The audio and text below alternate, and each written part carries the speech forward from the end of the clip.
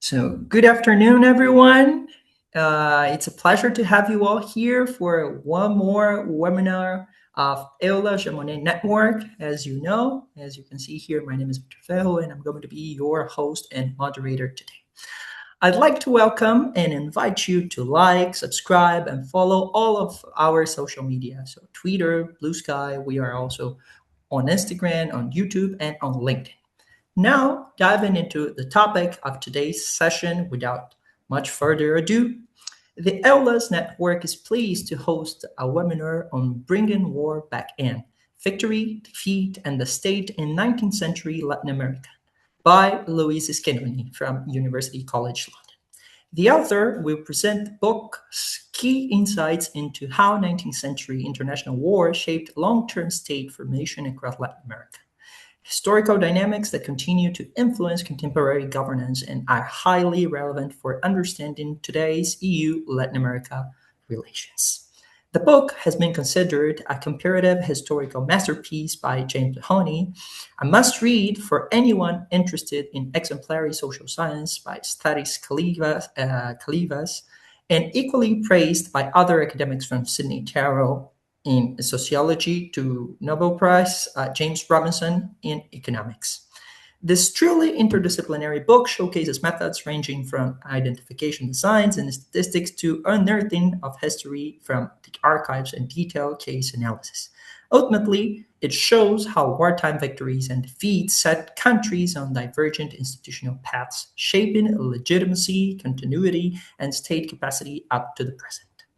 Bringing war back in revitalizes bellicist approaches and sets the new standard to teaching and research about state formation in Latin America. It offers a compelling framework for explaining social variation and state development and a new way to interpret how war made the state in other regions of the world.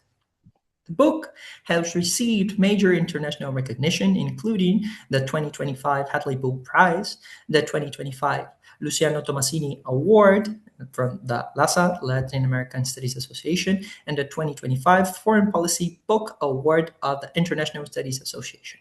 A honorable mention for the 2025 Levine Prize from IPSA, and was a top 5 runner-up for the Lubert Award from the American Political Science Association, which selects the best book in the field of comparative politics of the last 2 years. So, presenting a little bit the background of the author, Luis Schenoni obtained his PhD from the University of Notre Dame 5 years ago and is already an associate professor at University College London. He received the Rising Star Award of the European Consortium of Political Research and the Early Career Award from the International Studies Association for the pace and breadth of his research, which has appeared in journals such as the American Journal of Political Science, British Journal of Political Science, International Security, International Studies Quarterly, and Security Studies, among a dozen others. And we are also very delighted to welcome Matthias von Hau as the discussant for the book.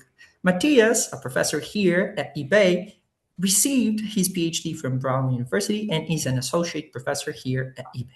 His research explores identity politics, nationalism, and development in Latin America, examining how states construct national belonging and how civil society and indigenous movements contest these projects. His comparative historical expertise provides valuable context for interpreting the book's broader implications. So now we are going to have the presentation for the book by the author himself. So Luis, the floor is yours. Thank you, Victor. I trust you can see the slideshow. Okay, so, well, thank you, Victor, for having me. Thank you to EULAS, to eBay, everyone involved in the organization, and particularly to Matthias for being here, giving some comments. We've known each other with Matthias for a long time while I was working on this book, and it's really a pleasure to present with him as the discussant today. After the book has, as you said, Victor, gained some recognition, and at the moment, for example, we are co-editing some special issues with the Journal of Latin American Studies and the America Latina Hoy from the University of Salamanca, full issues that are devoted to exploring the implications of this theory and other approaches to war and state formation in Latin America. So essentially what I'm going to talk to for the next 30 minutes or so is this book, um, which, as you can see by the title, is concerned with explaining the state and state capacity in Latin America and variation across Latin America. Of course, the state or state capacity being an important predictor of development, public goods provision, success of democracy, a lot of things that we're interested in political science. The big question behind the book is why do we see the variation that we see in state capacity across Latin America today? Where does it come from? Why countries like Uruguay, Chile, Costa Rica have higher state capacity and higher development than others like Bolivia, Paraguay, or Peru, right? So this is to put it very, very succinctly and very briefly. And as you can also see by the title of the book, this to me has to do with the impact of wars when they were very prominent back in the 19th century and how they set countries in different trajectories. So what I would like to do with you here is basically go through this roadmap for the presentation, give you a brief overview of what is the theory behind the book, what I call the classical bellicist theory, and then give you some evidence that first, warfare in the 19th century in Latin America was very stringent, very frequent, and severe to the point that we can expect it to have caused variation in state capacity and the kind of state formation dynamics that are relate to large literatures in economics, in comparative sociology, and many fields in the social sciences and even in the humanities. Then I will show you that in the 19th century, Latin American wars did trigger what we call the extraction coercion cycle. So basically, they led to the development of fiscal bureaucracies or fiscal capacity of the state and to sort of rebellions that one can expect in contexts where the state is trying to tax the population, which in turn forces the state to coerce and developing the coercive capacity of the state. And finally, I will try to show you some evidence that these wars in the 19th century had long-term effects affecting the trajectories of states way after they were fought and depending on the war outcomes, which is another main point that I tried to make in the book. And we can leave perhaps the case studies or questions that you might have about, what happened in Costa Rica, what happened in Argentina or Uruguay and these countries for the Q&A. But the book, the second half of the book, is fully concerned with basically explaining most of the cases in the region, in particular those that suffered this kind of big wars in the 19th century. So if you're persuaded that the argument might be true and you like the approach and you're interested in the agenda, of course, you can buy the book. I'll take a moment to just mention that because my editor will love it. It's already available, of course, on Amazon on paperback, which is basically a cheaper version. So this book is sort of interesting, I think, and Matthias will correct me if I'm wrong, but because until today, we used to think in those of us studying Latin America, in particular from the social sciences, that wars in Latin America didn't make our states. I say our because I'm from Argentina originally, right? For example, when I was studying, all of my history professors would tell me that war was very important in making the Argentinian state. But when you switch to sociology, political science, economics, the prevalent view was that wars were infrequent and mild in the region, that we didn't have many wars. And when we did have wars, those were not very important. And that wars could be financed by sources of revenue other than taxing the domestic population in a way that would develop the state. Basically, that we could finance our wars by taking some credits from here, London, or other places that would loan money to Latin American countries to fight these wars, or by taxing foreign trade. By basically taxing again the English that were importing or exporting to Argentina at the time. However, since I studied in the past 30 years, a whole literature developed that pointed to one very important fact when it comes to state formation in Latin America, and that is that our states formed fundamentally in the 19th century, and particularly at the end of the 19th century. And when you look specifically at the 19th century in Latin America, unlike the 20th century, where it is true we had very few wars, in particular after the Chaco Wars in the 1930s, 1930s, and therefore we had little state capacity kind of progression or development. In the 19th century, there was both a lot of variation in state capacity and was a period of state formation, and we did have a lot of wars. So this book basically builds on that very big insight to um, to explore how these wars in the 19th century might have affected state capacity then in a way that then, in the absence of wars in the 20th century, might have led these countries in very long-term kind of consolidating trajectories. Now, one question that I often get when I presented this book is, okay, why has nobody seen the importance of wars in the 19th century in the previous literature? What happened? Why were people missing this very potentially important, since war basically led to state formation everywhere else in the world, and most famously in modern Europe, but also there are literatures that apply this to everywhere in the world, from ancient China to Africa to ancient India. Why nobody saw that wars could form the state in Latin America as well?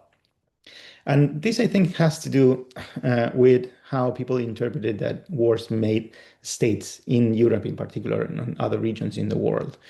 There is one interpretation of how wars make states. That is what I call in the book the selection logic, right? And it's kind of depicted there in that figure. So you can imagine they're like a continuum of basically on the y-axis state capacity levels, and on the x-axis you can think of time from peacetime to the war and the post-war phases. Right? And you can imagine that basically two states are set in different trajectories of state capacity, and then at some moment after the war, basically the state with the lowest capacity is killed, is out-selected from the population, and those who have higher state capacity survive.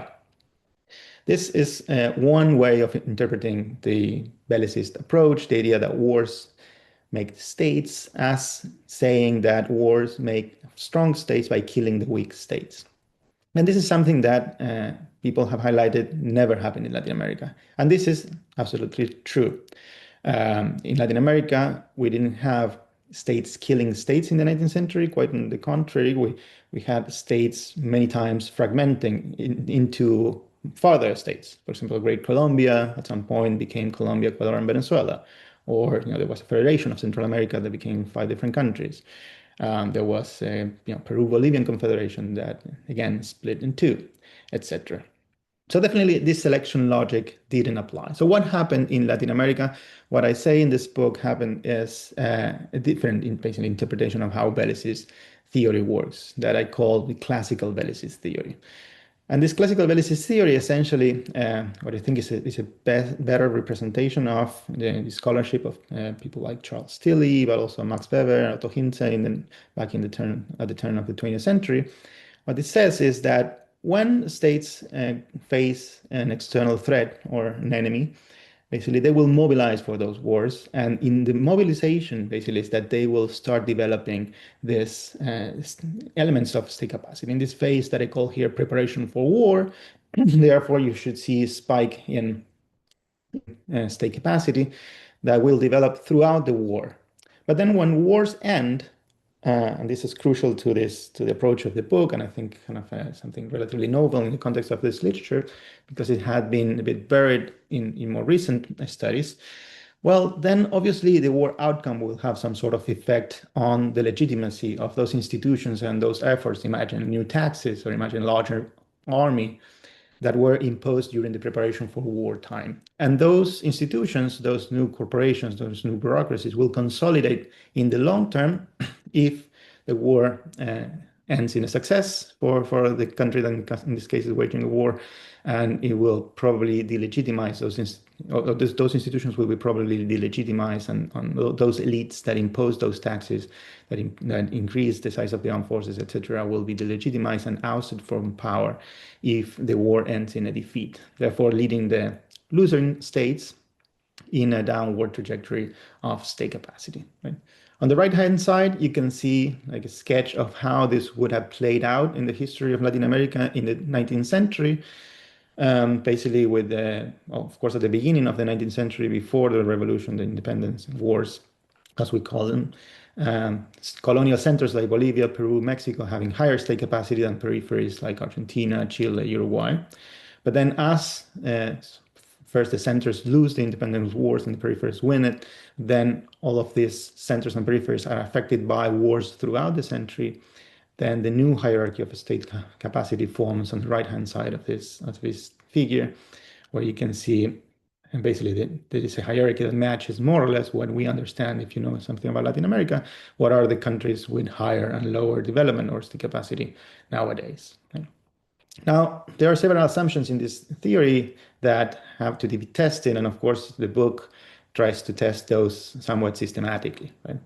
And I will get back to these real soon. But before I do that, let me just emphasize what are the mechanisms that are at play in this logic. So essentially, the theory that I just presented to you, that, as I said, I call classical bellicist theory because I think it's a correct interpretation of how Charles Tilly thought about this in the 1970s in particular, at the beginning of his long career on this topic, but also how Max Weber and others have thought about this.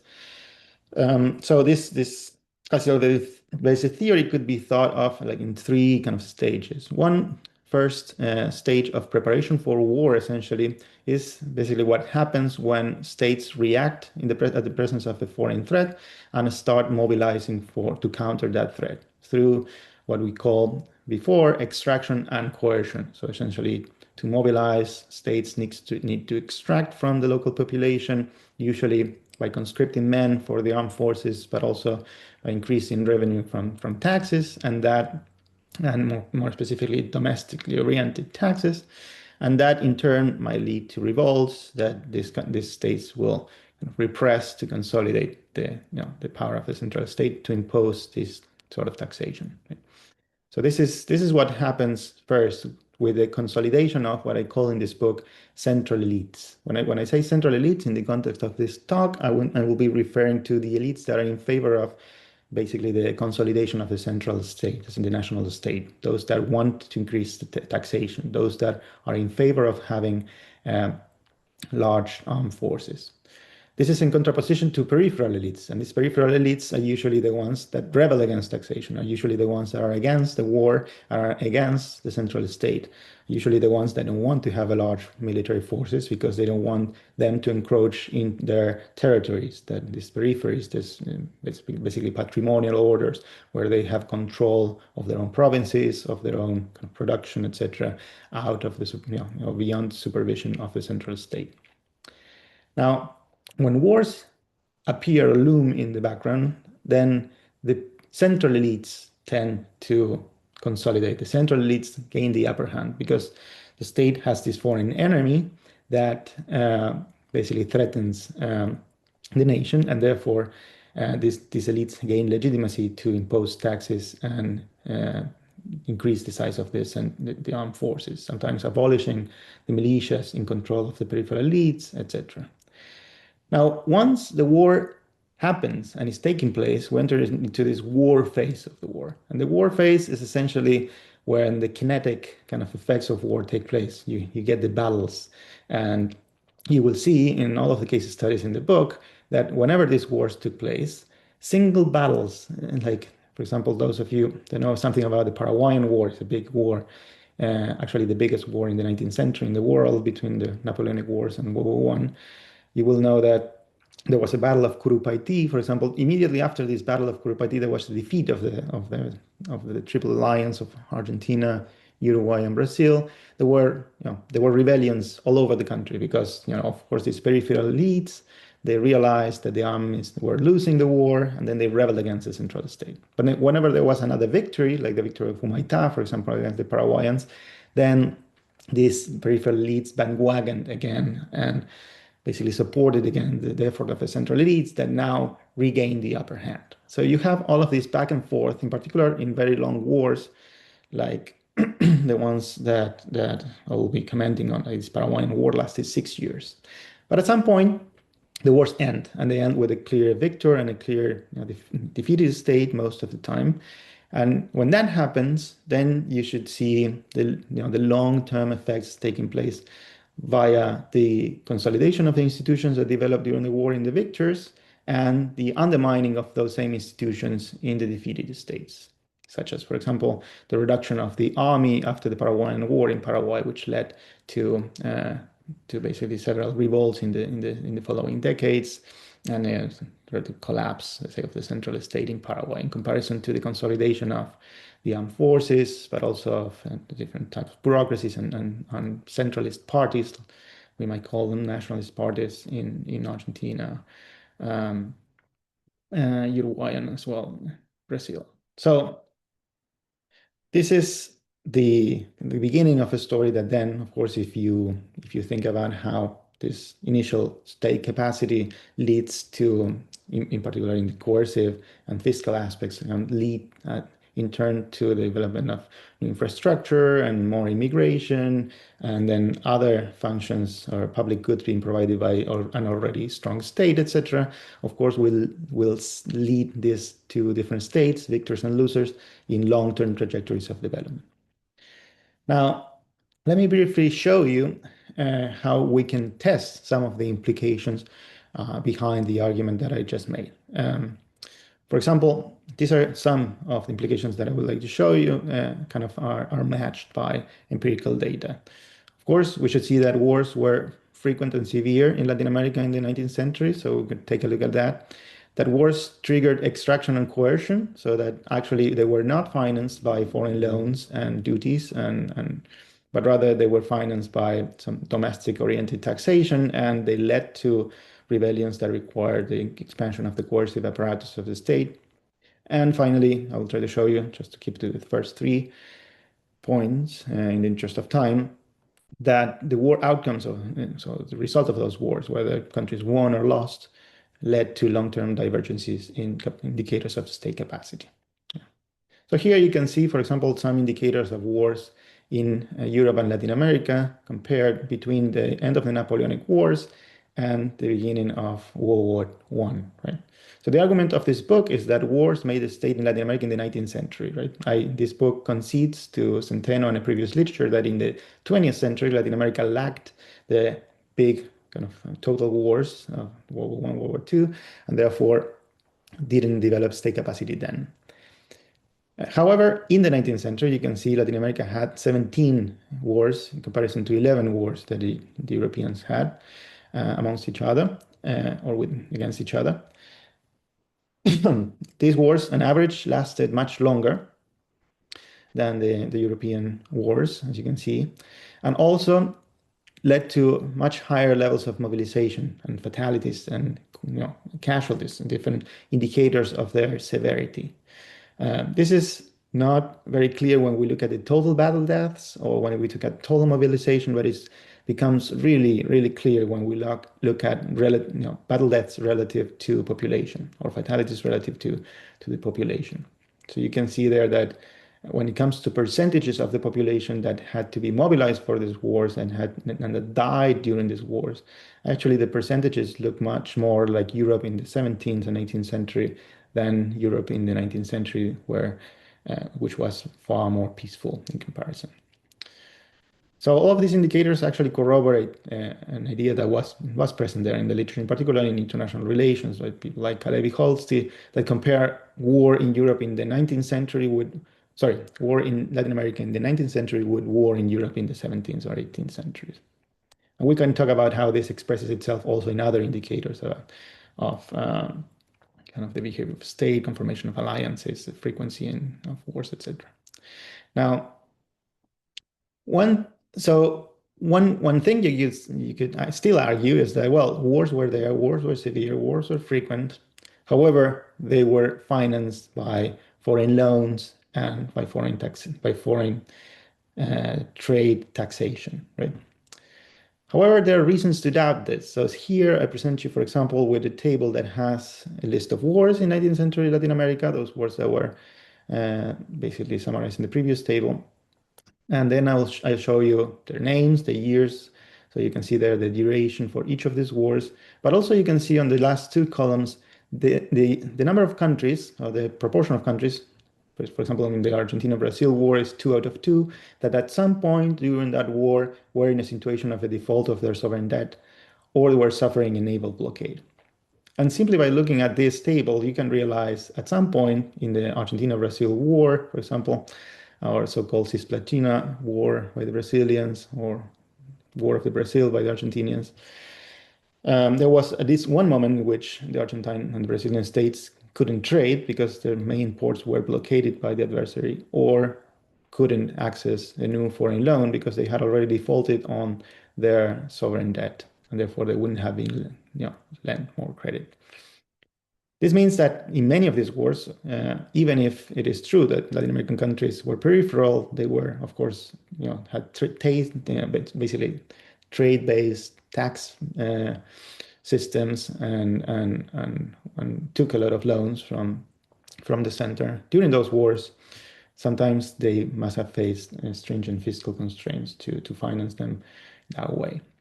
So we can test this. We can see if when there was an external military threat, like a militarized interstate dispute, these are the first row here in the table, first and second row are militarized interstate disputes.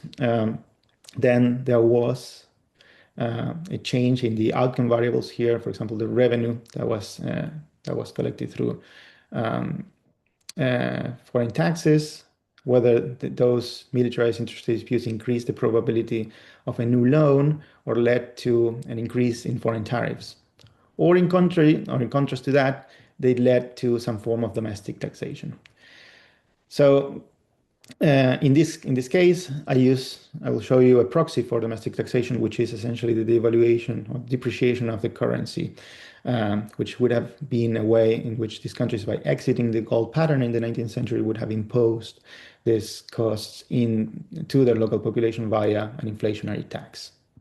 This they would have done in particular if they couldn't access, other sources of revenue, such as foreign loans or revenue from customs. Now, what is this would mean extraction, right? If we find that the states didn't finance those wars via foreign credit or duties, and rather impose those costs in the local population via an inflationary tax, then we should see extraction, which should have led to some sort of coercion. And therefore, I'm also interested in what I will show you next, and seeing how, in context of incipient warfare, these militarized interstate disputes, essentially these are moments where either your state or the neighboring state is mobilizing against you, so mobilizing the military forces. Then, when that happens, you get an increase in the probability of a coup or an elite rebellion or civil war, different instances of conflict. And when you do this analysis, which it hadn't been done before this book, but most of our knowledge was based on basically eyeballing patterns in history and trying to figure out what the patterns were, but then not systematically by looking at each and every episode of mobilization and how it impacted duty collection, tariffs, new loans, and depreciation of the currency. Well, when we do this systematically, what we find is that the conventional wisdom had things basically upside down, or basically the other way around reality, let's say. So you can see here 4 columns that look at the effects of several models that are modeling the impact of this. Let's call them wars, little wars, on these indicators, and you can see that on average, actually, when there was a war, this decreased duty collection, so the collection of foreign taxes, on average also tend to decrease, sometimes significant in many of these models, of around 20% of the tariff levels. So states weren't taxing more their foreign trade, but rather less to potentially allow for trade in the context of wars, in particular trade of weapons and other material that might be needed for those efforts. And that wars, on average, didn't really affect, and if so, in one of the models negatively affected, but in general didn't affect the likelihood of acquiring a new loan. On the contrary, what happened more systematically is that states that went to war devalued their currencies or depreciated the currencies by around 20%, which was a way of paying the soldiers with paper money, let's say, and actually paying them a bit less and imposing those costs in the local population, in particular, all of the users of the domestic currency. So this is some evidence that instead of making foreigners pay for the Latin American wars, Latin Americans had to pay for these wars from their own pocket via, in particular, in these models, an inflationary tax. In the case studies of the book, you will see there is a lot of evidence as well for the fact that a lot of property taxes and other types of taxes, sales taxes, etc., were imposed as well during those conflicts. The problem for like a cross-national time series analysis like the one I'm showing you is that we don't have systematic data about taxation across all of Latin America for 20 countries from the 1830s until 1914, which is the period that I'm covering here. But even without that data, which probably would show an increase in all of those taxes when the wars happen, even in the absence of that data, we can already pick up the impact on domestic taxation by looking simply at inflation. And of course, the increase in taxation led to an increase in domestic unrest that you can see in some of these models. So this is based, so the indicators for elite rebellions and popular uprisings come from my work with Raúl Madrid, which is kind of a different project that I leverage in the context of the book as well. And you can see that the kind of rebellions that tended to happen in the context of international wars range from, for example, coups from a different data set to popular uprisings. These are uprisings from the kind of popular sectors of the population to full-fledged civil wars, right? And you can interpret these findings differently, but I would like to focus in particular on civil wars. Civil wars are conflicts that led to the death of 1,000 or more people in battles. So these are big conflicts in the context of 19th century Latin America. And you can see that in the context of a foreign war or militarized interstate dispute with another state, that led to an increase of the probability of a civil war that goes from 1 to 2 odds ratios, which is an impressive increase in the probability of this very stringent form of domestic conflict, which in turn, of course, led to the repression of those civil wars and therefore the development of the domestic repressive capacities of the state. So one, for example, for those of you interested in history or knowledgeable about history, again, one clear example of this was the repression of the Paraguayan, in the context of the Paraguayan War, the repression of the rebellion of Varela in the kind of Cuyo province or the western provinces of Argentina. So essentially, there was the war, there was conscription, taxation that led to inflation. Eventually, that led, in particular after this defeat in Curupaití, for example, the rebellion of all of the western provinces. That had to be met by an increase in the size of the armed forces and the deployment of the armed forces to consolidate state power in that region. That's the kind of aspect that was, as you can see here, more systematic across the region that we had already assumed so far. And finally, what this book does is it looks at how the war outcomes, so the result of these wars in the 19th century, led to different trajectories of state development in winners and losers. And this does it in different ways, also in the case studies, but in one specific chapter that I would like to briefly introduce here, what it does is it looks at basically this kind of natural experiment that happened in the late 19th century Latin America, which is that all of these Latin American states listed here fought in these wars listed here. And at the end of these wars, also listed in the same table, they ended up in a group of losers or a group of winners, right? And if we can basically therefore compare the trajectories of the losers and winners in the post-war period and see if they were impacted differently by the result of those wars. So here, what I will show you is the result of those analyses with the war outcome being the treatment, so basically the defeat being a treatment and the victory being the control kind of group or the lack of a treatment. And we can see basically how those treatments affected outcomes like railroad millage, that is a good approximation to the infrastructural capacity of the state, and per capita revenue, which is a good approximation to the fiscal capacity of the state or the capacity to tax. Right? These are other controls that are included in the models.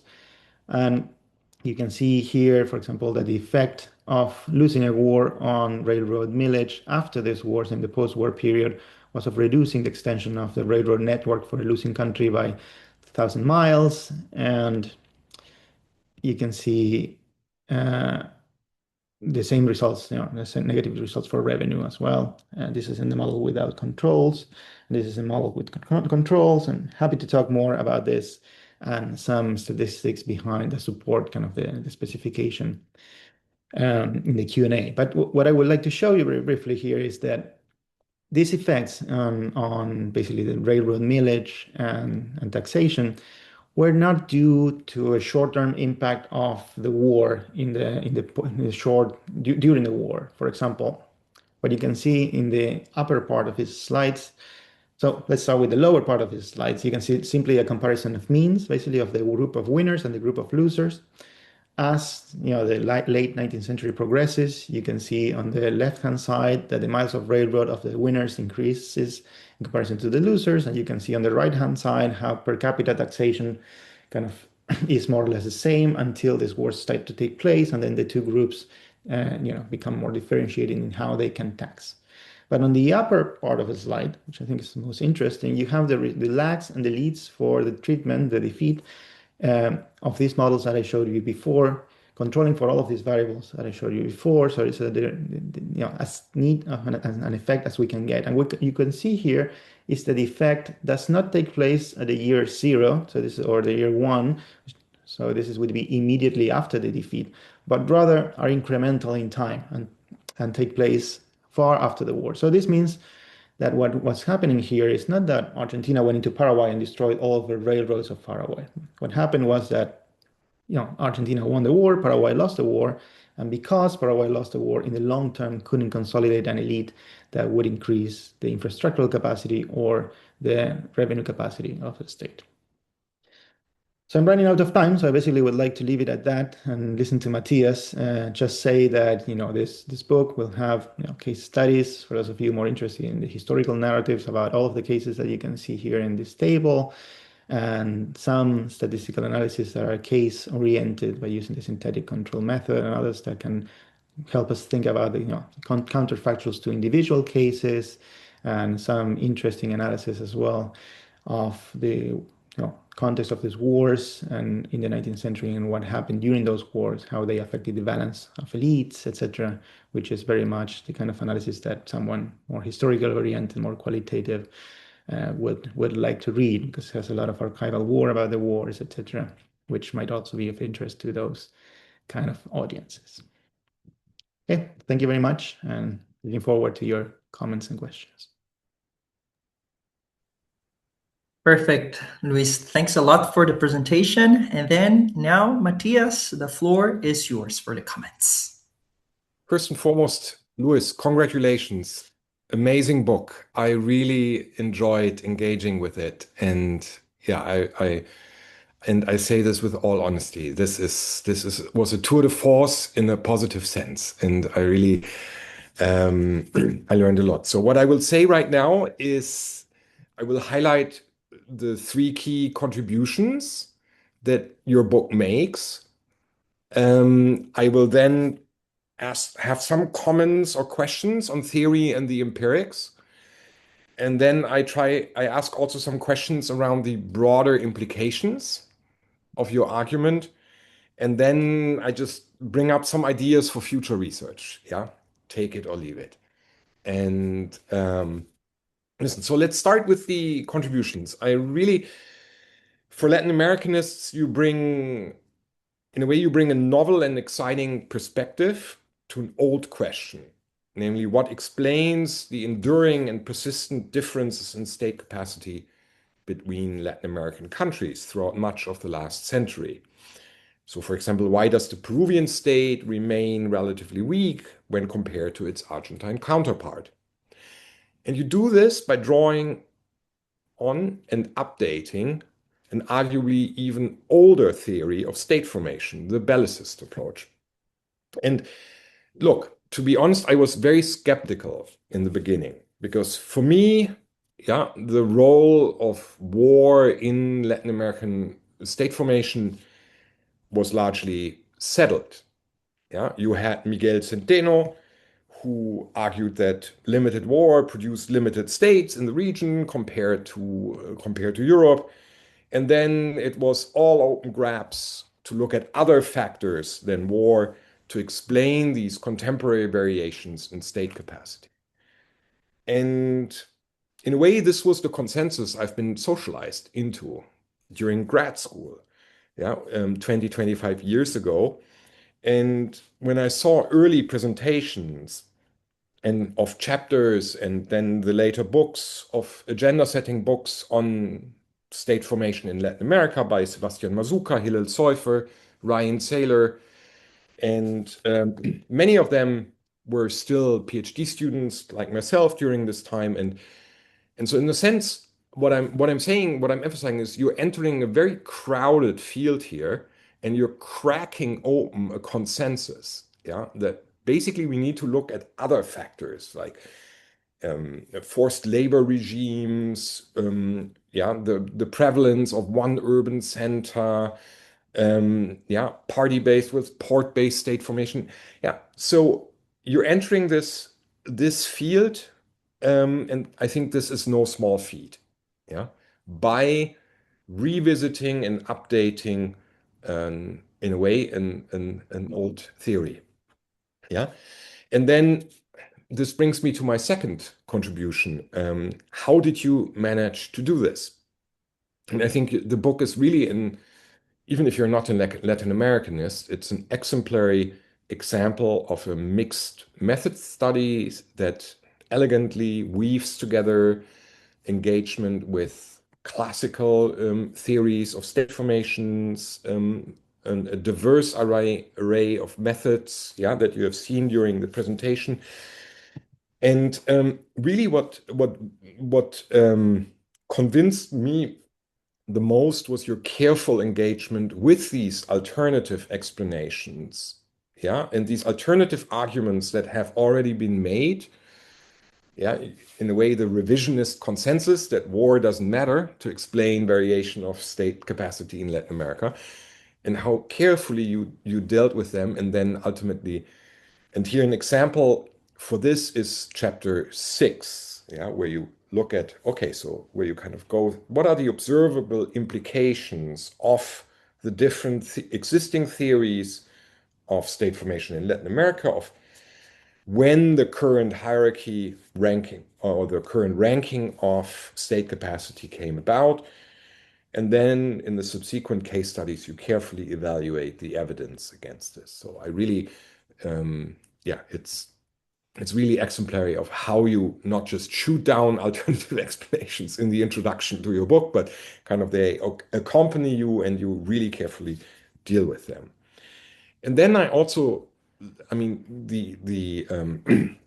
sophisticated methods beside, but you have these rich details and little sideways. For example, when you engage with the stereotype, of Costa Rica as a Switzerland without an army in Latin America, and then you have these pages that show us how important the military actually was in the 19th century in this country, and contributing to its centralization and state formation. So really, you cover a lot of ground. And then the third contribution is more generally, and this moves us beyond Latin America, is that you update this, states make war and war makes states, new perspectives by reformulating and by adding important, so that you move beyond the extraction coercion cycle in the moment of war to looking at the post, sort of what war does and what losing or winning a war does to the state development or the institutional development of countries in the aftermath of war. And so with victory strengthening state institutions such as the military and nationalist parties, whereas a lost war weakens these kind of alliances and around state strengthening institutions. And I think this is highly valuable also. It's like something to take forward, and you allude to it in the conclusion.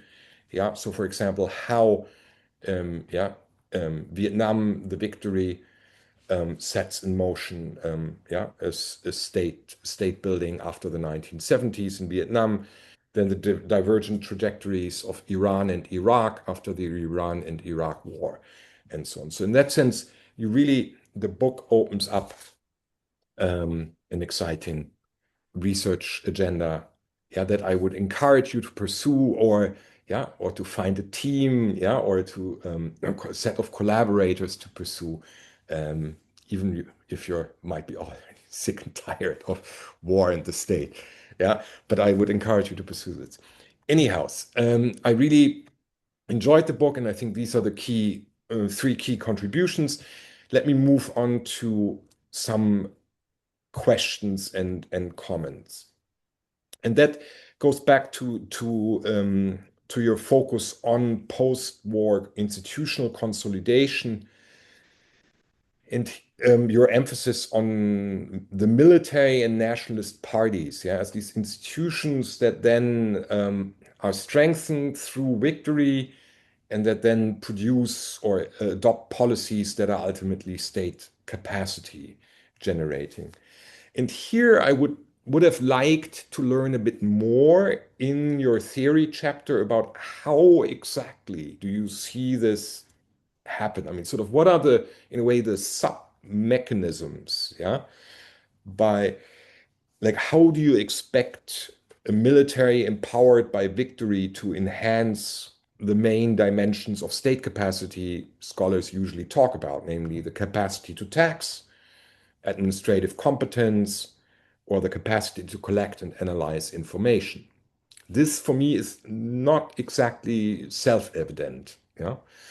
The same is like, how does the consolidation of a state party or a nationalist party after victory is linked to state capacity creation? My second question or comment is a timing question. I was wondering, can you say, is there something more general you can say about for how long do you expect these institutional effects of a victory or loss in war to persist? Like, at what stage? Like, how much and for how long does victory grant the military of a country legitimacy that's state strengthening, and when does this effect fade away? And then my last question is more empirical, and it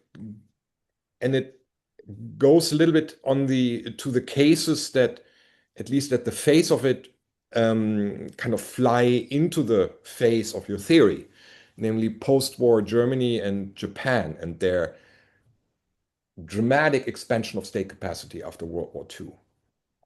And you argue that it's, if I got this correctly, that it's the immediate threat of the Cold War, that gets, and this kind of ongoing war preparation that gets state capacity building going there. But then my sense is like, if I look to your theory chapter, was the Cold War really a war with clear winners and losers on the battlefield? So what is it, about the Cold War that set in motion the strengthening of militaries and nationalist parties? So, and then this brings me to even broader implications. So in contemporary times, like when you look at more recent wars, I mean, often wars do not end with a clear loser or winner. I mean, can we really classify the US as a winner of the war in Iraq or Afghanistan? Or, I mean, sure, we might be able to classify Afghanistan as a loser, but so what are the implications of your theory for more contemporary patterns of warfare? And then ultimately, and I have to do it, but what are the policy implications? So if you were to write a brief, or if you were to sit down with yeah, not with academics who want to explain state capacity, but with government officials who are interested in creating state capacity. So is the implication of your book go and win a war, or how would you kind of, which is not not normatively appealing, right? Or it's of not practical. And I mean, this is not really the way in which, or would you kind of focus more on on these state institutions strengthening without war? For example, focus on armies and nationalist parties and how you could strengthen them without um, without community. So I'm curious about what you make with the policy implication. And then finally, and I think with respect to future workshop, I would strongly encourage you to, at least to some extent, start to apply this argument, test it further at the global level or for other world regions. And then something to blow a little bit also into my own horn. I got really curious about the link between war, state building, and nation making. And here I'm drawing back on my own work on nationalism in the 19th century Latin America, and I looked at how states talked about national history and national identity at different points in time. And in that study, what I found, and that was largely based on school textbooks published from the late 19th century until the mid 20th century, is that it was lost wars, not won wars, that were the one who featured most prominently in official accounts of national history, such as textbooks. So really, the lost war of the Pacific in Peru was covered extensively, whereas the Paraguayan War in Argentina, rather not so much. So my question here is, is there something to this? So victories in war make states and losses make nations or national memories. Yeah. So, but yeah, there is this interesting tension that lost wars become very central to official narratives about the nation, but not so much the ones that were won. Anyhow, I very much enjoyed engaging with your work, and I leave it at this. Thank you, Matthias.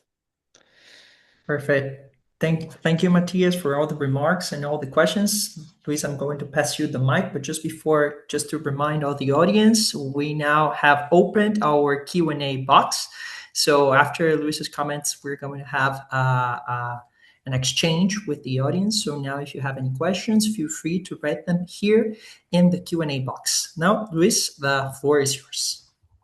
Well, first of all, let me say that it's a great pleasure to listen to Matthias, because he's someone that not only clearly paid a lot of attention to every single chapter of the book, including the details of the conclusions that are, far more speculative than anything else, and also speaks to this topic with a lot of knowledge, as you can see by the very last comment on nationalism. I mean, Matthias really knows his 19th century Latin America and all of these debates. I mean, his first comment is, or one of the first comments is about this, how this was settled. Basically, this idea that wars didn't make the state in Latin America was a consensus. And this is something that for people that are not into these debates might not be as evident, but it's, what Matthias said is clearly true, right? What I can say to that is that I spent my last sabbatical at Princeton with Miguel Centeno, and Miguel himself recognizes, look, yes, I actually, because of, the emphasis on the lack of war, as I said during the presentation, this was mostly, if you read his book, it's a bit mixed. He's not saying there was lack of war in the 19th century. He's saying there was lack of war overall in 200 years of history, and therefore, of course, we are not like Europe. But if you chop the history in two and you say, like, 20th century, no total wars, of course, we don't get strong states. But let's look at the 19th century. I think you can even find little gems in Centeno where he points to the Paraguayan War, the War of the Pacific, as wars that actually should have made states. And, they did to some extent, definitely, right? I mean, if you took it to a Chilean historian, right? I mean, there's no way they will tell you that the wars of the 19th century had something to do with their strength as a state, even today, right? And their state formation. But for different countries, it's mixed, and it's true that there are a lot of alternative explanations. And I'm happy to see that Matthias thought and I really carefully dealt with those because this is really what I try to do. But I have to say, even if one is always pushing it, blowing our own horns, as Matthias put it, um, really, and there are other theories out there that are worth considering and they have their merits, right? And I think the two that are the most complementary in some ways that definitely interact with this warfare are the ones that are more based on colonial institutions. It's a Mahoney kind of tradition, but it's also the Archimald Robinson kind of tradition in economics. And so there's something to be said about those kind of extractive or inclusive institutions in different parts of the continent. And there is also definitely some sort of effect. This is the sailor and Masuka kind of camp, some effect of kind of trade and capitalism, right? In the same way as it played a role in Europe, right? The Tillian framework is all about coercion and capital, right? And it's about both things. And in Latin America, definitely those alternative hypotheses have something to say. But I think bringing war back to the center of the stage is kind of important because there's something about these wars kind of breaking the kind of status quo or the traditional equilibrium between these peripheral and central elites and taking precedence, I think, from a Bavarian perspective, before trade on other factors, because you cannot really have trade or expand railroads and participate very actively of a booming international economy if you don't control your territory, if you have the armed forces to actually take control of those fields and expand the railroads to those peripheries of the countries, etc. So thank you, Matthias, for that. And let me just very briefly address your question. So you have one question about the mechanisms of state formation once the wars end, and in particular these two main institutions, as I put in the military and nationalist parties. I'm not trying to say here that these are the only kind of ways in which victory makes a state in a way. Rather that these are the two main institutions that I see playing a role in fostering that change in the future. Obviously, there are certain bureaucracies, for example, fiscal bureaucracies, that also consolidate in the long term, and other things. For example, you might conquer territory, which also allows you extra sources of income or other new dynamics that wouldn't exist if you didn't win the war. But I think the military are very important because, as I said just now, I mean, they allow you to consolidate power and monopoly of violence, right, across the territory. If you have a large military, this basically pacifies the country. But also, if you think about micro mechanisms, there are lots of implications of this. One is that, for example, you are, as we did in Argentina after the Paraguayan War, or actually during the Paraguayan War, you abolish the provincial militias, right? This has very important implications in the long term. In Argentina history, for example, 10 years after the Paraguayan War, there was a new revolt of a province. We used to have those every year before the war. But when the province of Buenos Aires rebelled against the national state, basically, in 1980, basically the armed forces were, first, the militia was banned. And second, when they formed the militias, the armed forces were so big they would just quell the rebellion immediately.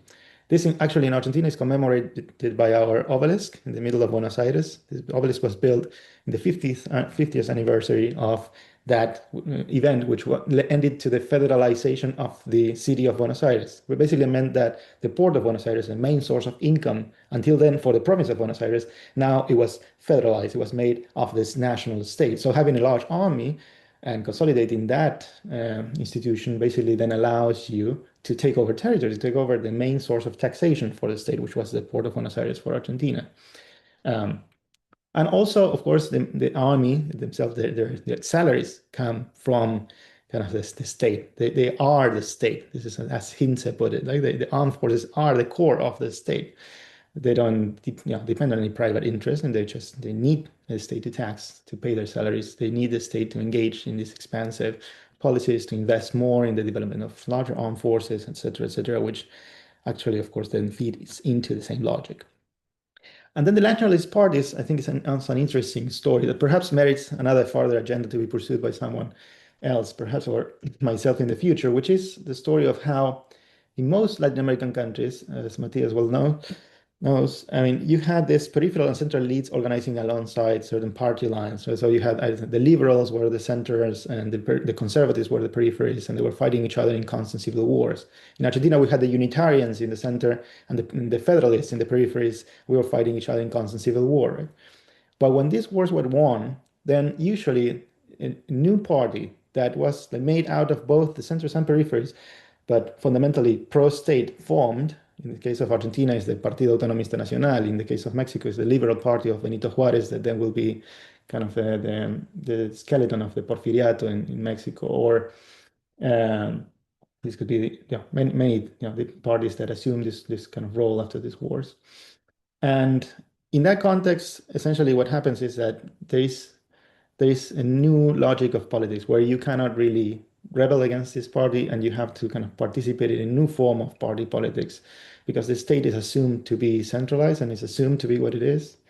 And so I think there is a lot of dynamics, a lot of micro mechanisms, as you put it, that have to do with consolidating this sometimes hegemonic, but in many times perhaps very consolidated centralist party, and how this changes, basically the universe of possible policies that are in the kind of put forward by this new party system, and therefore, of course, then you get a long chain of what we might call mechanisms of reproduction after that happens, right? So essentially, you can imagine how if you have the consolidation, as I said before, the consolidation of territory and territorial control, then you might have like investment in railroads to extend that territorial control, and then it can come with foreign direct investment and immigrants, and those that immigration might lead to its own kind of logic of kind of replicating these mechanisms long into the future. Now, this gets to the question of for how long this lasts, and I think one in some of these models, actually, for some of the indicators that I actually measure, this is around 20 to 25 years for specifically the impact on fiscal capacity and railroad millage. Then there seems to be a regression to the mean, so the losers catch up basically after that. But once you have this 20-year advantage, probably you're already doing something else, right? So I think this for how long actually depends a bit on whether you're thinking of a single mechanism or indicator, or there are like mechanisms of reproduction that then involve other things and then gets you into longer term kind of divergence. Germany and Japan, very briefly. I think Germany is guilty to some extent. I know Matthias is German, for having kind of brought a lot of these counterintuitive cases where it seems like Prussia in Vienna, for example, in Napoleonic Wars, or Germany in World War II are losing, and then they have a strong state, right? And I try to discuss those cases in the book. What I think is clear to me about World War II is that these were very unique cases. Actually, this is covered in a literature on foreign imposed regime change, which in this context of this literature in IR, basically people wonder why is it that only Germany and Japan worked in terms of interventions of the United States that then led to stability and democracy. And this had to do, according to this literature, I think it's true, that with the fact that these were the only cases where the U.S. invested in reinforcing those bureaucracies and those states with a lot of money and a lot of, and the reason why is because of the Soviet Union, clearly, the Cold War. Right? So it's true, the Cold War is not clearly one of those that ended with a clear victory or defeat in the kinetic way in a confrontation. Although I think the collapse of the Soviet Union is a clear indication, and the strengthening of the US in the post-Cold War period are clear indications of the impact that has at the level of legitimacy. Right? So basically, the Soviet Union collapsed after the defeat. But clearly, Germany and Japan are two outliers of U.S. interventions and in this case, kind of defeats that ended up in another state, the victor, kind of basically conquering those territories, imposing and putting a lot of money into revamping the state. So they cannot be taken too seriously as a test of this theory, I think, because of that anomaly. And if anything, they potentially are the exception that proves the rule, as some people might say. Well, Afghanistan stalemates. True, there are many, I mean, stalemates. To begin with, for example, the death of states doesn't happen anymore, right? It's a thing of the past. Nowadays, we have some victors and losers. So this theory might have implications for more contemporary periods than the selection logic interpretation of the bellicist theory. But I think you're right. Many of these wars end up in this sort of stalemates. And I think what happens here is that basically the effects are not that clear cut. I mean, definitely you might have some effect of legitimacy depending on how the withdrawal of troops is framed or how, and this might affect on the margins, for example, support for the armed forces, willingness to pay taxes or pay for a certain, as for example, in the case of the U.S., support for military campaigns, right? Things that they don't overwhelmingly anymore, etc. But then it gets to that, to those nuances, I guess, when you're talking about more like stalemate type conflicts. And finally, on policy implications, Ukraine, I think it's an example of how you can think about policy implication of all this, right? What will happen to Ukraine if we let Ukraine lose this war? Right? So I think, I mean, the way you put it is true. One might think of this theory might not have clear implications for how to build state capacity.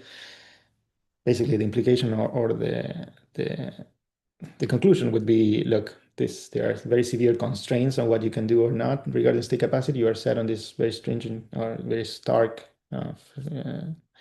trajectories or equilibria, and they will be difficult to change. Um, and we have to deal with that. But on the other hand, in a world where we see more and more wars, actually, I think this helps us think about what is going on with this, what is going on, for example, the strengthening of the Russian state, even if, it has to do, there is a weakening of its economy and it seems that they would collapse any day. They are not because of the rallying around the flag kind of effect, the consolidation and legitimization of the armed forces and these structures of the state. And probably if Russia wins this war and is able to sell to the domestic population, even in the context of a stalemate, that is a victory, now Putin will remain in power and the state will strengthen comparatively to Ukraine. So I think there are concrete implications for the stability of the Iranian regime after bombings or things that are actually going on right now. So I hope, I can pursue this in the future. I hope, Matthias, I can have an ERC like you did and a big team to continue pushing this forward. And one of these agendas actually is about nationalism that I have in mind. So I hope we can have a conversation about that because some of it is builds around what your previous work and what you just said about the contradictory effects of victories and defeats on the nationalist kind of aspect of all this. Anyways, I hope I covered most of it, and thank you so much again for the comments. Sorry to interrupt, but we still have a question from the audience. We are running short in terms of time, but just to end up with this question. So the question is, so first of all, thank you for the excellent presentation. Let me ask a slightly speculative question. Based on parts of your analysis, what is the future of war in Latin America? Do you see any forces, do you foresee any armed conflicts? So if you can be briefly, floor is yours. Well, that would require, I think, a different agenda, right? I mean, all of this book is about the effects that wars had, and it doesn't really deal with the sources of these wars, why we had so many in the 19th century and so few in the 20th century. And in a way, it treats wars mostly as a kind of exogenous, as something that happens that you cannot quite plan, and in particular, their outcomes being particularly surprising for the countries as they, when they were involved in those fights. Now, when it comes to today, I think we have been living in a peaceful Latin America since, as I said, the Chaco War in the 1930s, with dots of conflicts. I'm talking mostly about interstate warfare, right, between states. The U.S. has intervened, as it did in Venezuela. It had intervened in Panama in the 1989, in the Dominican Republic, with boots on the ground. So there are some conflicts like that. There have been small conflicts, militarized interstate disputes, as we call them in IR, little wars that don't reach the 1,000 battle death threshold between Peru and Ecuador and Honduras and El Salvador, the so-called Soccer War in the 60s. And of course, the Malvinas Falklands war between Argentina and the UK in the 1980s. But oddly enough, it was not a war according to social science principles because it had 950 battle deaths, so it didn't reach this 1,000 battle death threshold. And it's a curious example of what Matthias was saying before. It's something that features very prominently in all of our manuals, school manuals. If Malvinas is the defeat, and we all learn about that defeat. We don't know anything about the Paraguayan War, but we know everything about the Malvinas War. But I think the case of Latin America nowadays is, and this is probably good news, is of a consolidated peace. Right?